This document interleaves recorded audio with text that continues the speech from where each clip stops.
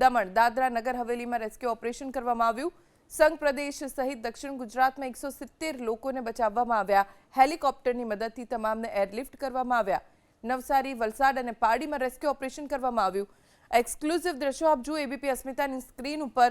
પાણી જ પાણી ચારે તરફ છે અને એરલિફ્ટ કરવામાં આવ્યા એક બાદ એક લોકોને જ્યાં પણ જરૂર પડી ત્યાં પૂરગ્રસ્ત વિસ્તારોની વચ્ચે જઈને ઇન્ડિયન કોસ્ટ ગાર્ડે તમામનો જીવ બચાવ્યો છે। લગભગ 170 લોકોનું રેસ્ક્યુ ઓપરેશન કરવામાં આવ્યું। સંઘ પ્રદેશ સહિત દક્ષિણ ગુજરાતમાંથી 170 લોકોને સહી સલામત સ્થળેથી ખસેડવામાં આવ્યા છે। હેલિકોપ્ટરની મદદથી તમામને એરલિફ્ટ કરવામાં આવ્યા। નવસારી, વલસાડ અને પાડીમાં રેસ્ક્યુ ઓપરેશન કરવામાં આવ્યું। 55 ઇંચ વરસાદ આ વિસ્તારોમાં વરસ્યો છે, જેના કારણે નદીઓ ઉફાન ઉપર છે।